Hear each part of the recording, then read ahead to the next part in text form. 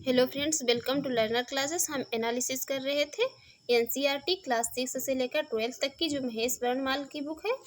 तो चलिए शुरू करते हैं। इससे पहले फ्रेंड्स आपसे रिक्वेस्ट है, यदि आप चैनल पर पहली बार हैं तो प्लीज़ चैनल को सब्सक्राइब कर लीजिएगा, वीडियो को लाइक कर दीजिएगा एंड शेयर करिए एंड जो भी आपके सजेशन हो उसे कमेंट बॉक्स में ज़रूर बताइएगा। आज का हमारा टॉपिक रहेगा केंद्रीय मंत्रिपरिषद, यूनियन काउंसिल ऑफ मिनिस्टर्स। तो चलिए शुरू करते हैं, देखते हैं। पहला है यहाँ पर, केंद्र सरकार का प्रमुख कौन होता है। केंद्र सरकार का प्रमुख कौन होता है? केंद्र सरकार का प्रमुख होता है प्रधानमंत्री। प्रधानमंत्री की नियुक्ति किसके द्वारा की जाती है? ये की जाती है राष्ट्रपति के द्वारा। प्रधानमंत्री की नियुक्ति राष्ट्रपति के द्वारा की जाती है। भारत का प्रधानमंत्री बनने के लिए न्यूनतम आयु कितने वर्ष होनी चाहिए?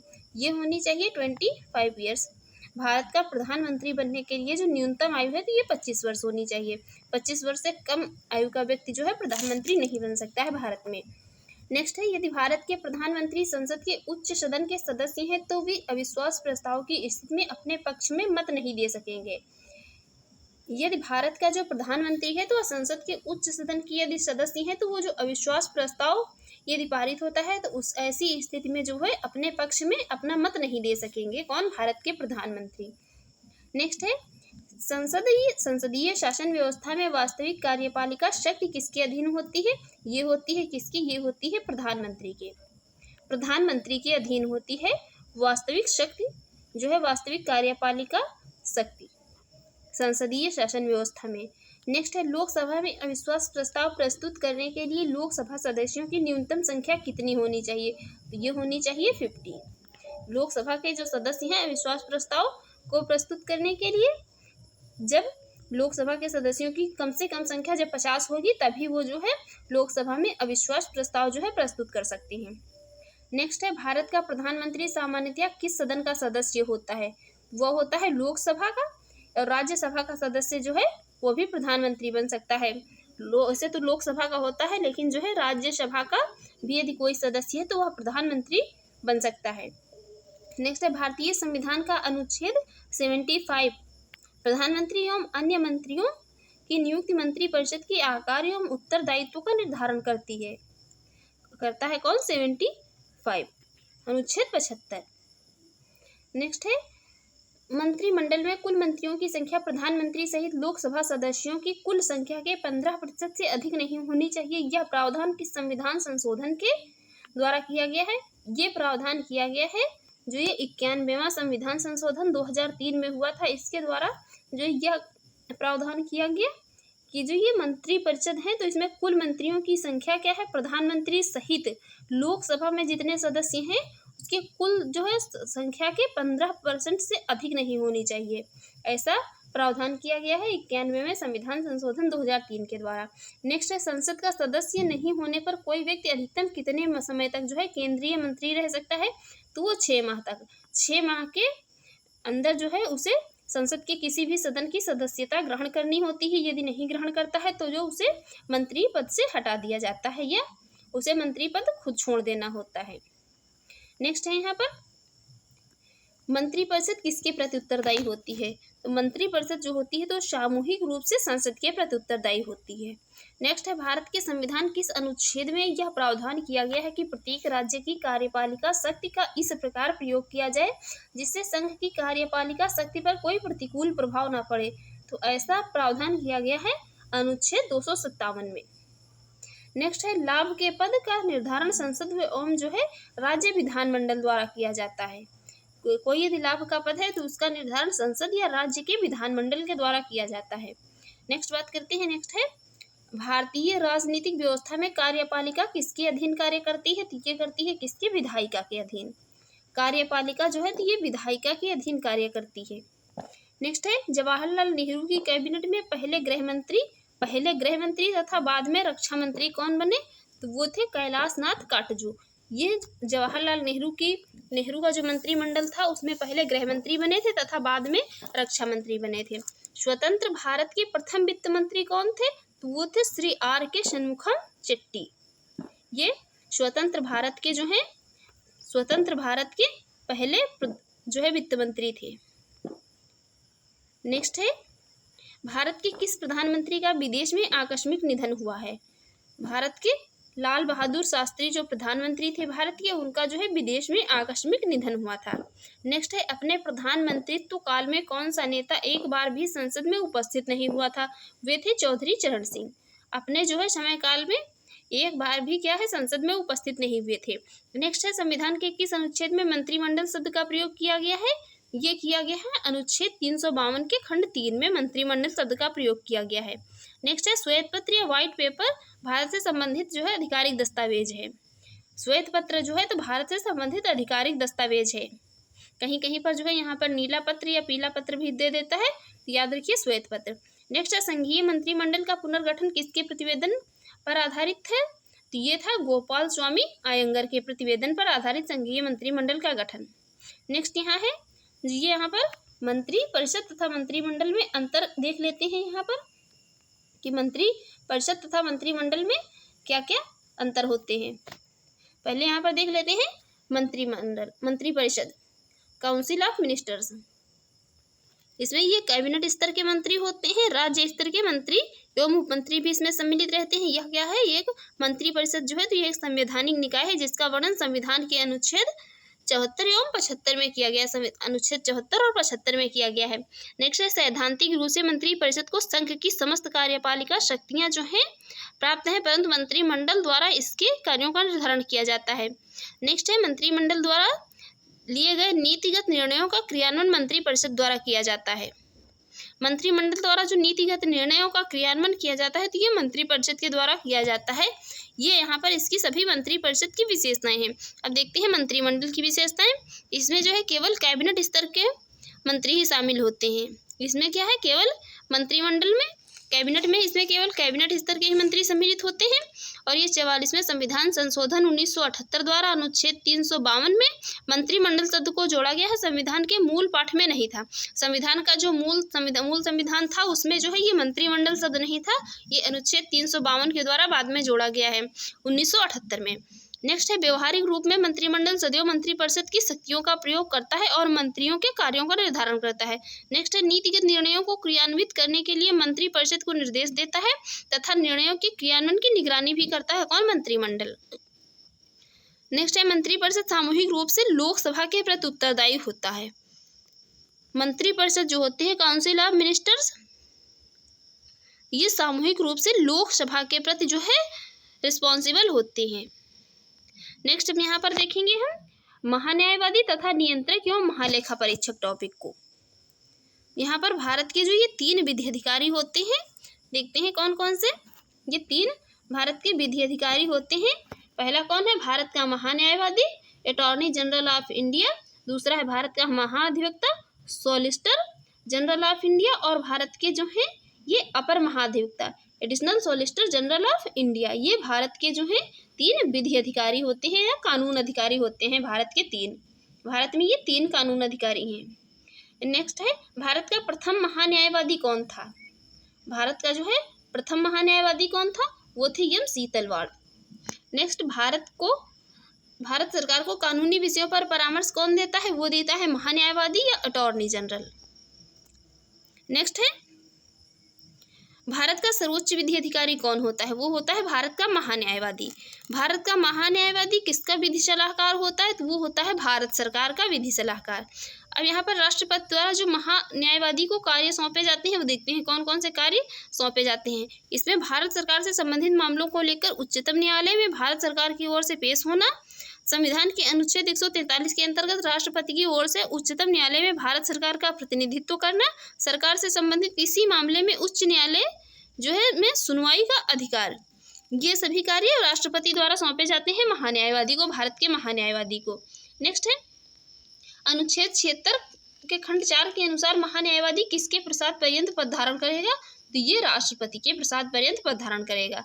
भारत के महान्यायवादी को संसद के दोनों सदनों में बोलने, कार्यवाहियों में सम्मिलित होने, किसी भी संसदीय कमेटी का सदस्य होने का अधिकार तो है, परंतु ये यहाँ पर जो है मोस्ट इम्पोर्टेंट लाइन है, वोट देने का अधिकार नहीं है। ये बहुत बार एग्जाम में पूछा जाता है।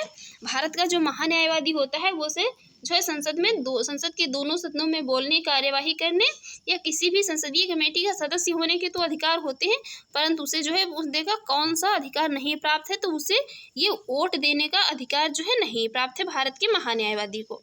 नेक्स्ट है सॉलिसिटर जनरल। कौन होता है? महान्यायवादी का अधीनस्थ होता है सॉलिसिटर जनरल। नेक्स्ट है भारत में वर्तमान में जो है भारत के महान्यायवादी कौन है? तो ये है के वेणुगोपाल। नेक्स्ट है इस महान्यायवादी का पद संविधान के अनुच्छेद 76 के अंतर्गत एक संवैधानिक पद है। महान्यायवादी का पद जो है ये एक संवैधानिक पद है, जबकि महाधिवक्ता का पद संवैधानिक न होकर मात्र वैधानिक है। महाधिवक्ता जो है तो उसका पद जो है संवैधानिक नहीं है, केवल वैधानिक है, और महान्यायवादी का पद जो है ये अनुच्छेद 76 के अंतर्गत संवैधानिक है। नेक्स्ट यहाँ पर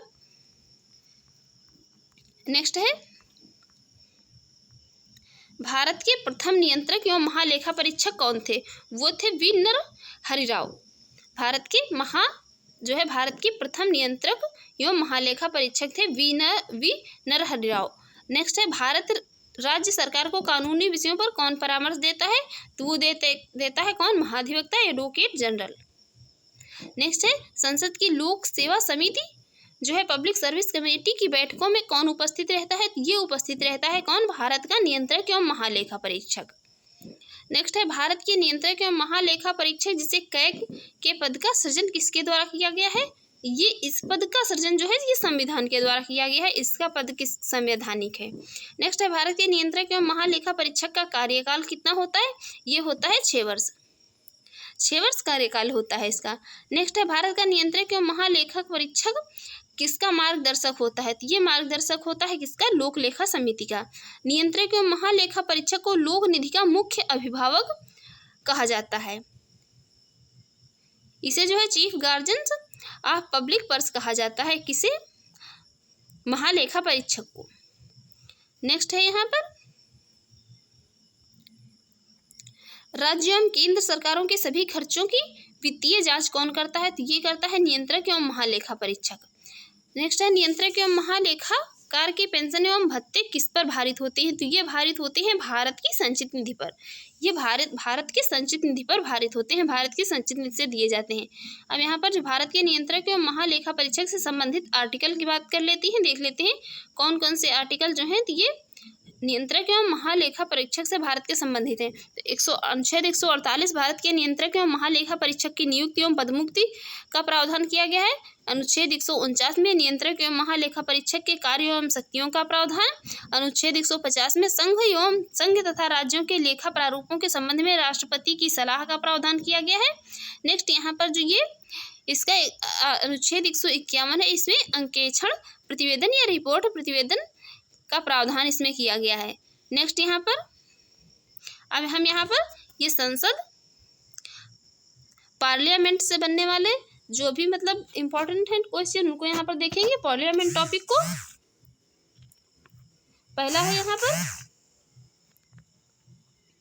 पहला है संविधान के किस अनुच्छेद के अंतर्गत धन विधेयक या मनी बिल को परिभाषित किया गया है?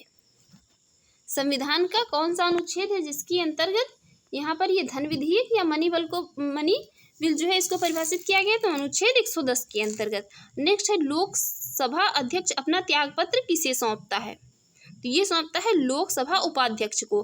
जिस तरह जो है राष्ट्रपति उपराष्ट्रपति को अपना त्यागपत्र सौंपता है और उपराष्ट्रपति राष्ट्रपति को सौंपता है, तो यहाँ पर भी लोकसभा अध्यक्ष जो है अपना लोकसभा उपाध्यक्ष को सौंपता है। लोकसभा उपाध्यक्ष जो है तो ये लोकसभा अध्यक्ष को।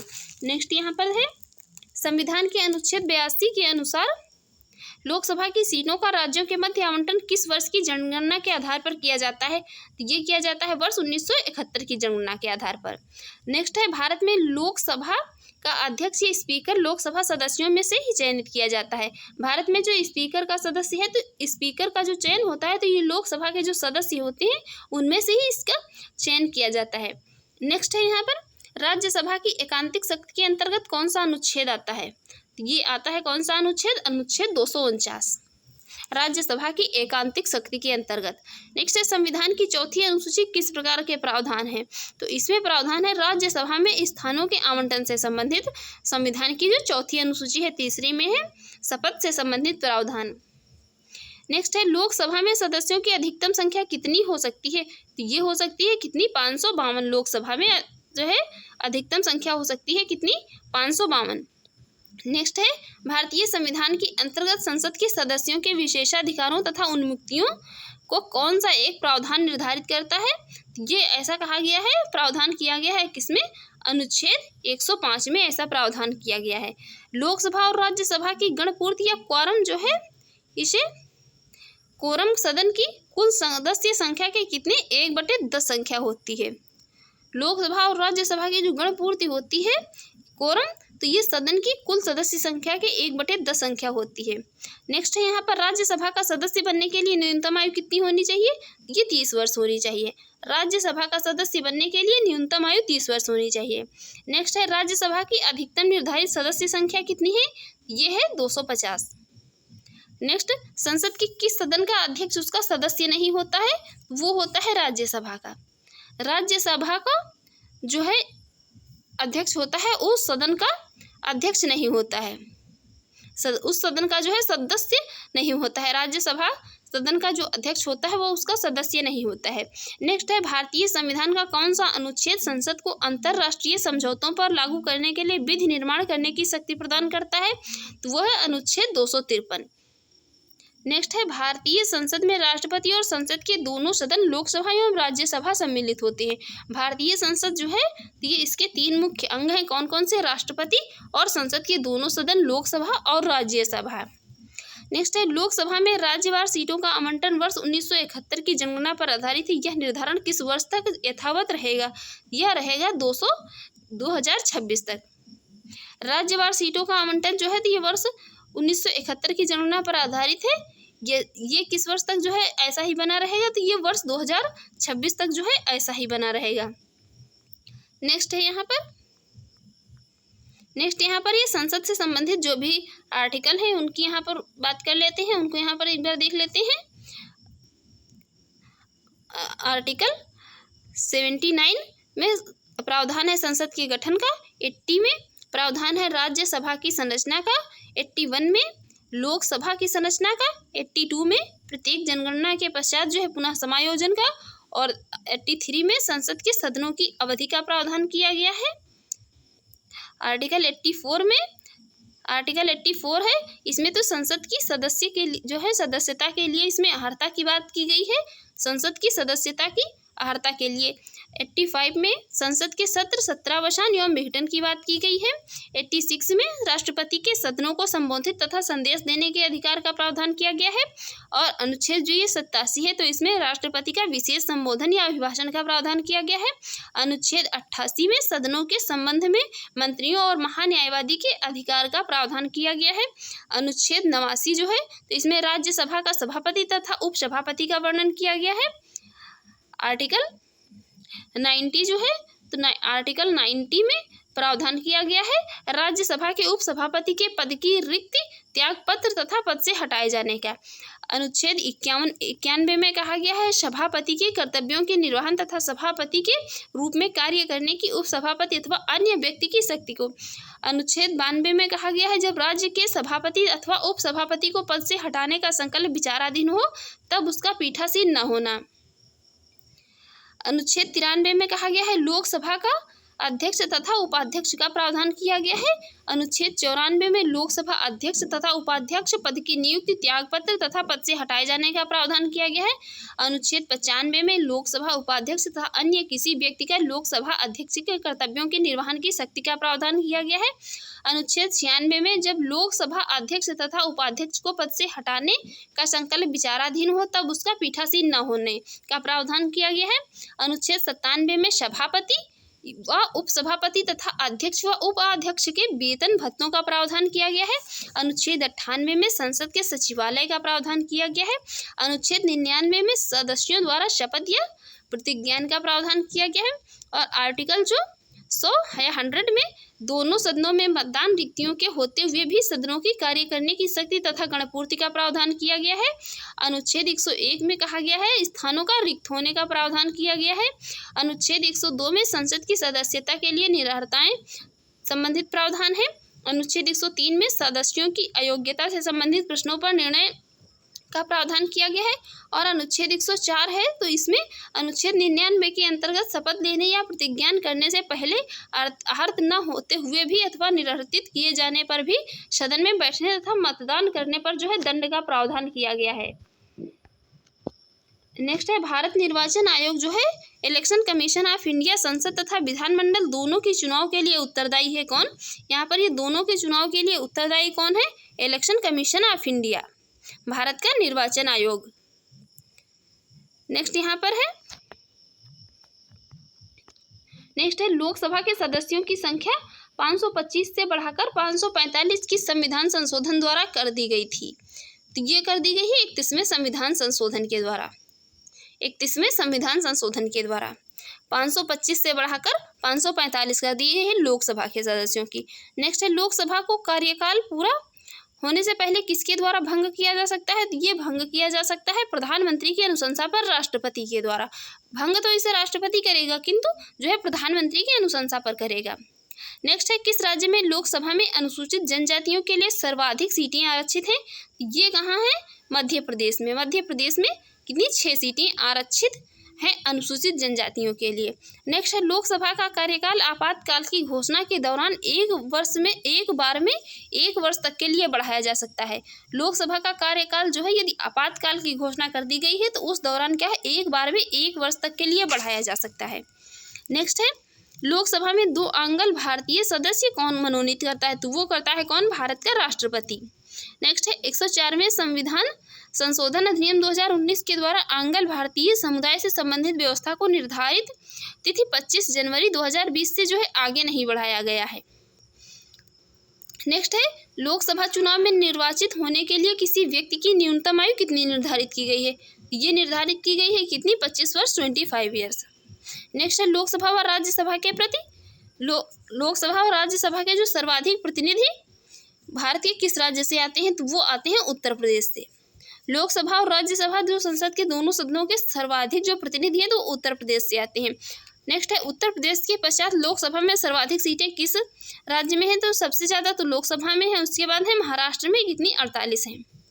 नेक्स्ट है राज्यसभा का एक स्थायी सदन। राज्यसभा क्या है? एक स्थायी सदन है क्योंकि इसे विघटित या समाप्त नहीं किया जा सकता है। राज्यसभा जो है तो इसे विघटित या समाप्त नहीं किया जा सकता है। नेक्स्ट है क्षेत्रफल की दृष्टि से सबसे बड़ा लोकसभा निर्वाचन क्षेत्र कौन सा है? यहाँ पर क्षेत्रफल की दृष्टि से बात हो रही है तो वो है लद्दाख। नेक्स्ट यहाँ पर बात कर लेते हैं भारत की संचित निधि पर भारित व्यय। भारत की जो संचित निधि है उस पर भारित व्यय कौन कौन से हैं? तो राष्ट्रपति के वेतन एवं भत्ते एवं उनसे संबंधित अन्य व्यय, राज्यसभा के सभापति, उपसभापति, लोकसभा के अध्यक्ष और उपाध्यक्ष के वेतन तथा भत्ते, ये सभी किस पर भारित हैं? भारत की संचित निधि पर। नेक्स्ट है ऐसे ऋण या भार जिनका दायित्व तो भारत सरकार पर हो। ऐसे ऋण या जो है भार जिनका दायित्व तो किस पर? भारत सरकार पर हो। उच्चतम न्यायालय के न्यायाधीशों के वेतन, भत्ते एवं पेंशन तथा उच्च न्यायालय के न्यायाधीशों की पेंशन। भारत के नियंत्रक एवं महालेखा परीक्षक का वेतन, भत्ते एवं पेंशन। ऐसे अन्य व्यय जो संविधान अथवा संसद द्वारा निर्मित क्या है? किसी विधि द्वारा ऐसे संबंध में भारित घोषित किए जाएं, ये सभी किस पर भारित हैं? तो ये भारित हैं भारत की संचित निधि पर।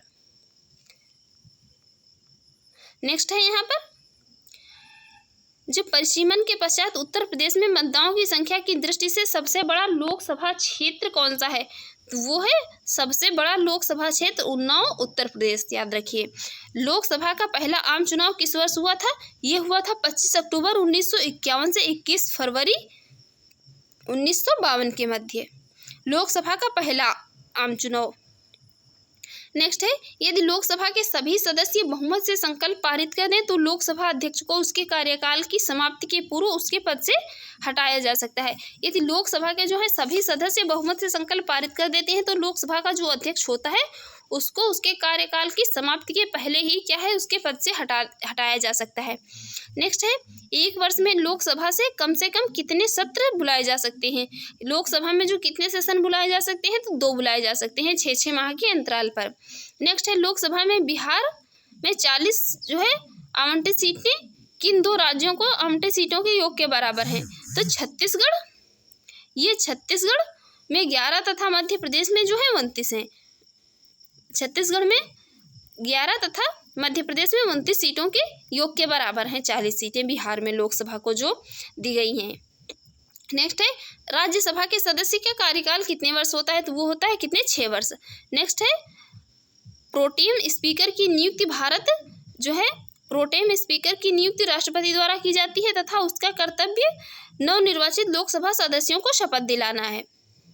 इसका कार्य क्या है प्रोटेम का, तो ये इसकी नियुक्ति की जाती है। प्रोटेम स्पीकर जो होता है इसकी नियुक्ति राष्ट्रपति के द्वारा की जाती है। इसका कार्य है नवनिर्वाचित जो लोकसभा के सदस्य होती हैं उनको शपथ दिलाना। नेक्स्ट है, यहाँ पर लोकसभा अध्यक्ष स्पीकर अपने निर्णायक मत का प्रयोग कब करता है। ये अपने निर्णायक मत का प्रयोग कब करता है स्पीकर, ये करता है किसी विधेयक प्रस्ताव के पक्ष में एवं विपक्ष में बराबर मत होने की स्थिति में। यदि कोई विधेयक है किसी के प्रस्ताव में जो एक प्रस्ताव के पक्ष में एवं विपक्ष में क्या है जो बराबर मत है, तो ये क्या है ये अपने वोट का प्रयोग कर सकता है ऐसी स्थिति में। नेक्स्ट है, लोकसभा के प्रथम अध्यक्ष कौन थे, तो वो थे जीवी मावलंकर। याद रखिए, पूछ लिया जाता है। अभी जो ये यूपीपीसीएस का 2023 का एग्जाम हुआ इसमें पूछा गया था लोकसभा के प्रथम अध्यक्ष कौन थे, जीवी मावलंकर। लोक लेखा समिति नियंत्रक एवं महालेखा परीक्षक की रिपोर्ट की जांच करती है तथा उस पर अंतिम रिपोर्ट तैयार करके संसद के पटल पर रखती है। कौन, लोक लेखा समिति। लोक लेखा समिति जो होती है तो नियंत्रक एवं महालेखा परीक्षक जो होता है तो इसकी रिपोर्ट की जांच करती है, उससे जांच कर अंतिम रिपोर्ट तैयार करती है और उसे संसद के पटल पर रखती है। नेक्स्ट है, प्राक्कलन समिति का कार्यकाल कितना होता है, ये प्राक्कलन समिति का कार्यकाल होता है 1 वर्ष का। नेक्स्ट है, राज्यसभा के सदस्य किसके द्वारा चुने जाते हैं, तो ये राज्यों की विधानसभाओं के द्वारा चुने जाते हैं राज्यसभा के सदस्य। नेक्स्ट है, विशेषाधिकार समिति में दोनों सदनों से कुल कितने सदस्य होते हैं, तो ये दोनों सदनों से कितने होते हैं 25 होते हैं, लोकसभा से जो कि 15 तथा राज्यसभा से कितने 10 होते हैं। नेक्स्ट है, यहाँ पर संसद में सरकारी विधेयक या गवर्नमेंट बिल मंत्री द्वारा, जबकि गैर सरकारी विधेयक नॉन गवर्नमेंट बिल मंत्री के अतिरिक्त किसी भी सदस्य द्वारा जो है प्रस्तुत किया जा सकता है। कहाँ पर, संसद में। नेक्स्ट यहाँ पर देख लेते हैं, प्रत्येक वित्त विधेयक या प्रत्येक जो वित्त विधेयक होता है वो धन विधेयक नहीं होता है, परंतु प्रत्येक धन विधेयक वित्त विधेयक होता है। ये स्टेटमेंट में पूछा जा सकता है कथन और कारण में, तो याद रखिए जो है प्रत्येक वित्त विधेयक क्या है वो धन विधेयक नहीं होता है, प्रत्येक धन विधेयक वित्त विधेयक होता है। नेक्स्ट है, यहाँ पर राष्ट्रपति तथा राज्यसभा में कितने व्यक्ति मनोनीत किए जा सकते हैं। राष्ट्रपति द्वारा जो है तो ये राज्यसभा में कितने व्यक्ति मनोनीत किए जा सकते हैं, तो ये किए जा सकते हैं 12। राष्ट्रपति राज्यसभा में 12 सदस्यों को क्या है मनोनीत कर सकता है। नेक्स्ट है, राज्यसभा के लिए नामांकित होने वाली प्रथम अभिनेत्री कौन थी। राज्यसभा के लिए नॉमिनेट होने वाली प्रथम अभिनेत्री थी कौन, नरगिस दत्त। राज्यसभा सदस्य रही थी 1980 से 1986 के बीच में। नेक्स्ट है, लोकसभा की प्रथम महिला अध्यक्ष कौन थी, वो थी मीरा कुमार। लोकसभा की प्रथम स्पीकर थी मीरा कुमार, 4 जून 2009 से 4 जून 2014 तक रही थी। नेक्स्ट है, राज्य विधानसभा में कोई भी धन विधेयक राज्य के राज्यपाल की संस्तुति के बिना या अनुमति के बिना प्रस्तुत नहीं किया जा सकता है। यदि कोई भी जो है धन विधेयक है तो उसे राज्यपाल की संस्तुति या अनुमति के बिना जो है उसे प्रस्तुत नहीं किया जा सकता है राज्यसभा जो है राज्य विधानसभा में। नेक्स्ट है, वे प्रथम लोकसभा अध्यक्ष कौन थे जिनके विरुद्ध लोकसभा में अविश्वास प्रस्ताव लाया गया था, तो वो कौन थे, जीवी मावलंकर के जो है विरुद्ध लोकसभा में अविश्वास प्रस्ताव लाया गया था, वो प्रथम लोकसभा अध्यक्ष भी थे। नेक्स्ट है, लोकसभा का सचिवालय किसके नियंत्रण में होता है, तो ये होता है लोकसभा अध्यक्ष के नियंत्रण में। नेक्स्ट है, भारतीय राजनीतिक व्यवस्था में कौन सर्वोच्च है, तो ये है संविधान। भारतीय राजनीतिक जो व्यवस्था है तो इसमें ना कोई नेता, ना कोई प्रधानमंत्री, ना कोई राष्ट्रपति सर्वोच्च है तो क्या है, संविधान। नेक्स्ट, भारत की संचित निधि पर कौन सा व्यय विभारित नहीं होता है, ये भारत के जो प्रधानमंत्री के वेतन और भत्ते क्या हैं ये भारत की संचित निधि पर भारित नहीं होते हैं। नेक्स्ट है यहाँ पर, नेक्स्ट है धन विधेयक संसद के किस सदन में पूरा स्थापित किया जा सकता है? तो ये किस में किया जाता है? केवल लोकसभा में। धन विधेयक जो है इसे केवल लोकसभा में ही पूरा स्थापित किया जाता है। नेक्स्ट है धन विधेयक राज्य विधानमंडल के किस सदन में प्रस्तुत किया जाता है? ये केवल विधानसभा में। नेक्स्ट है बजट की रूपरेखा किस विभाग के द्वारा तैयार की जाती है? ये आर्थिक कार्य विभाग के द्वारा तैयार की जाती है बजट की रूपरेखा। नेक्स्ट है करों और सरकारी कामकाज के निर्वाह में हुई अन्य प्राप्तियों से संघीय सरकार को प्राप्त होने वाला राजस्व किस निधि में जमा होता है? ये जमा होता है कहाँ? भारत की संचित निधि में। नेक्स्ट है आर्थिक सर्वेक्षण या इकोनॉमिक सर्वे प्रतिवर्ष संसद में कब प्रस्तुत किया जाता है? तो ये आगामी वर्ष के बजट के प्रस्तुतिकरण से पूर्व जो है इसे संसद में प्रस्तुत किया जाता है। किसे? इकोनॉमिक सर्वेक्षण या आर्थिक सर्वेक्षण को। नेक्स्ट है कोई विधेयक धन विधेयक है अथवा नहीं, इसका निर्णय कौन करता है? कोई विधेयक धन विधेयक है या नहीं, इसका निर्णय करता है कौन? लोकसभा अध्यक्ष। नेक्स्ट है भारत की संचित निधि से धन निकालने के लिए संसद का अनुमोदन अनिवार्य है।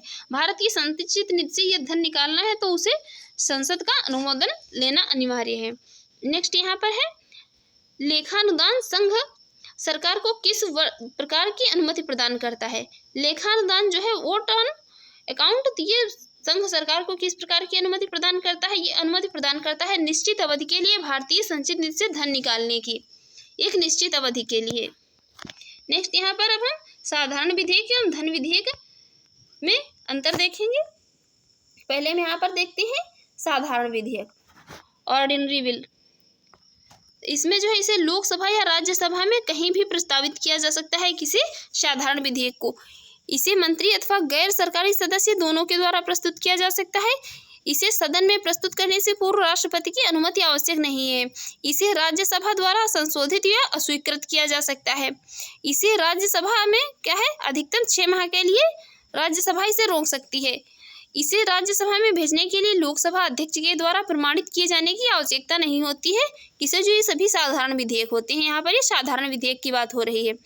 दोनों सदनों में असहमति की स्थिति में राष्ट्रपति दोनों सदनों की संयुक्त बैठक बुला सकता है। इसे दोनों सदनों में पारित होने के बाद राष्ट्रपति के हस्ताक्षर के लिए भेजा जाता है। यह विधेयक लोकसभा में अस्वीकृत होने पर सरकार को त्याग पत्र देना पड़ता है। यदि यह विधेयक लोकसभा में अस्वीकृत हो जाए तो सरकार को क्या है त्याग पत्र देना पड़ता है, यदि इसे मंत्री ने प्रस्तुत किया हो तो। नेक्स्ट है इसे राष्ट्रपति द्वारा स्वीकृत या अस्वीकृत किया जा सकता है अथवा पुनर्विचार के लिए भेजा जा सकता है। किसे? ऑर्डिनरी बिल को। अब यहाँ पर देख लेते हैं हम मनी बिल या धन विधेयक को। इसे केवल लोकसभा में प्रस्तावित किया जा सकता है। इसे केवल सरकार के किसी मंत्री द्वारा ही प्रस्तुत किया जा सकता है। इसे सदन में राष्ट्रपति की संस्तुति से ही पूरा स्थापित किया जाता है। इसे राज्यसभा द्वारा संशोधित या स्वीकृत नहीं किया जा सकता है। इसे यहाँ पर मनी बिल की बात हो रही है। इसे राज्यसभा अधिकतम 14 दिनों के लिए रोक सकती है। इसे लोकसभा अध्यक्ष के द्वारा धन विधेयक के रूप में प्रमाणित किए जाने की आवश्यकता होती है। इसमें दोनों सदनों के बीच असहमति का कोई अवसर ही नहीं होता है, इसलिए संयुक्त बैठक का कोई प्रावधान नहीं है। इसे केवल लोकसभा से पारित होने के बाद राष्ट्रपति के हस्ताक्षर के लिए भेज दिया जाता है। किसे? मनी बिल को। नेक्स्ट है यह विधेयक लोकसभा में अस्वीकृत होने पर सरकार को त्याग पत्र देना पड़ता है। यदि मनी बिल जो है लोकसभा में अस्वीकृत हो जाए तो सरकार को त्याग पत्र देना पड़ता है। इसे राष्ट्रपति द्वारा स्वीकृत या अस्वीकृत किया जा सकता है, परंतु पुनर्विचार के लिए जो है नहीं लौटाया जा सकता है। तो ये अंतर है यहाँ पर किसमें? ऑर्डिनरी बिल में और मनी बिल में। नेक्स्ट है यहाँ पर धन विधेयक एवं संविधान संशोधन विधेयक के संबंध में दोनों सदनों की संयुक्त बैठक नहीं बुलाई जा सकती है। धन विधेयक या संविधान संशोधन विधेयक कोई भी यदि पास करना है तो इसमें संसद के दोनों सदनों की संयुक्त बैठक नहीं बुलाई जाती है। नेक्स्ट यहाँ पर है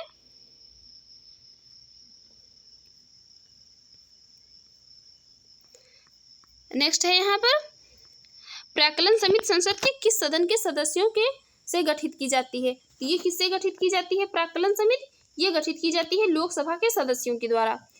नेक्स्ट है कोई भी कानूनी विधेयक संसद के किस सदन में प्रस्तुत किया जाता है? ये प्रस्तुत किया जा सकता है संसद के किसी भी सदन में। नेक्स्ट है भारतीय संसद के दोनों सदनों की संयुक्त बैठक साधारण विधेयक या वित्त विधेयक दोनों के संबंध में ही हो सकती है। साधारण विधेयक हो या वित्त विधेयक दोनों के संबंध में भारतीय संसद के दोनों सदनों की संयुक्त बैठक हो सकती है। नेक्स्ट है यहाँ पर संसद के 2 सत्रों के मध्य आधिकारिक संसद के जो दोनों सत्र होते हैं तो उसके अंतर्गत क्या है, अधिकाधिक अंतराल कितना होना चाहिए, ये 6 माह। नेक्स्ट है आकस्मिक निधि को राष्ट्रपति कैसे व्यय कर सकता है। आकस्मिक निधि जो है तो उसको राष्ट्रपति कैसे व्यय कर सकते हैं, इसे बिना संसदीय स्वीकृति के व्यय कर सकते हैं। नेक्स्ट है लोकसभा में विधेयक पर आम बहस किस वाचन में होती है, ये होती है किसमें, द्वितीय वाचन में। नेक्स्ट है कटौती प्रस्ताव या कट मोशन को और अन्य किस नाम से जाना जाता है, तो इसे समापन प्रस्ताव या क्लोजर मोशन के नाम से भी जाना जाता है कटौती प्रस्ताव को। नेक्स्ट है यदि कोई धन विधेयक लोकसभा द्वारा स्वीकृत कर दिया जाए तो राज्यसभा इसे अधिक से अधिक कितनी अवधि तक रोक सकती है, इसे रोक सकती है कितनी अवधि तक, 14 दिनों तक। नेक्स्ट है यदि वार्षिक संघीय बजट यूनियन बजट लोकसभा द्वारा पारित न हो तो प्रधानमंत्री अपनी मंत्रिपरिषद सहित क्या है, त्याग पत्र दे देता है। यदि जो है यूनियन बजट लोकसभा द्वारा पारित नहीं होता है तो प्रधानमंत्री क्या करता है, वो अपनी मंत्रिपरिषद सहित त्याग पत्र दे देता है। नेक्स्ट है लोकसभा तथा राज्यसभा के संयुक्त अधिवेशन की अध्यक्षता कौन करता है, ये करता है कौन, लोकसभा अध्यक्ष। नेक्स्ट है संसद की किस समिति में राज्यसभा का प्रतिनिधित्व नहीं होता है, तो इसमें होता है किसमें, प्राक्कलन समिति में। नेक्स्ट है अंतर्राष्ट्रीय संधियों को भारत के किसी भाग अथवा संपूर्ण भारत में लागू करने के लिए संसद कोई भी कानून बना सकती है, ये किस पर बना सकती है, बिना किसी राज्य की सहमति से कानून बना सकती है संसद। नेक्स्ट है संसद की लोक लेखा समिति का प्रमुख कार्य शासन के वित्तीय लेखा एवं विनिमय तथा नियंत्रक महालेखा परीक्षक की रिपोर्ट का परीक्षण करना है। नेक्स्ट है भारतीय संसद किसके माध्यम से प्रशासन पर नियंत्रण करती है, ये संसदीय समितियों के माध्यम से प्रशासन पर नियंत्रण करती है भारतीय संसद। नेक्स्ट है यहाँ पर वर्तमान में राज्यसभा में 245 सदस्य हैं, जिनमें से क्या है, 245 सदस्य हैं वर्तमान में राज्यसभा में, जिनमें से 225 सदस्य राज्यों से, 8 सदस्य संघ एवं राज्य क्षेत्रों से चुनकर आते हैं तथा 12 राष्ट्र सदस्य क्या है, राष्ट्रपति द्वारा मनोनीत किए जाते हैं। नेक्स्ट है यहाँ पर सरकार द्वारा लोकसभा में अपना बहुमत सिद्ध करने के लिए कौन सा प्रस्ताव रखा जाता है, ये रखा जाता है अविश्वास प्रस्ताव, कॉन्फिडेंस मोशन। नेक्स्ट है भारतीय संसद के दोनों सदनों की प्रथम संयुक्त बैठक किस विधेयक पर हुई थी, ये मोस्ट इंपॉर्टेंट है, किस विधेयक पर हुई थी, ये हुई थी दहेज उन्मूलन विधेयक पर, वर्ष 1961 में। दहेज उन्मूलन विधेयक को याद रखिए, भारतीय संसद के दोनों सदनों की प्रथम संयुक्त बैठक हुई थी।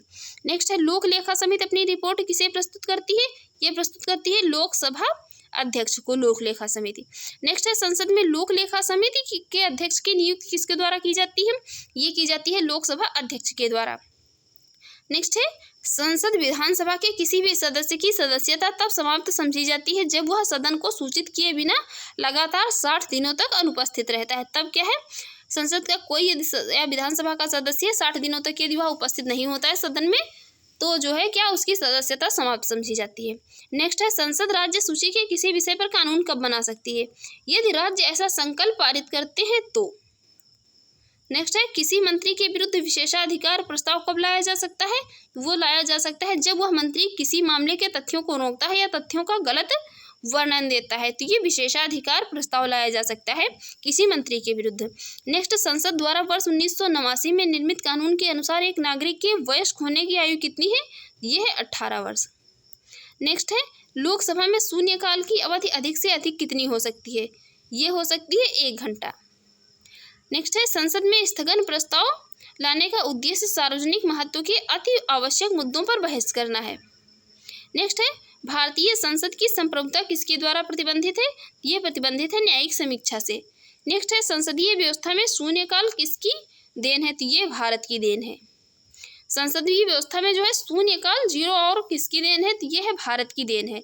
नेक्स्ट है सदन की कार्यवाही का प्रथम घंटा क्या कहलाता है, ये कहलाता है क्वेश्चन आवर या प्रश्नकाल इसे कहा जाता है।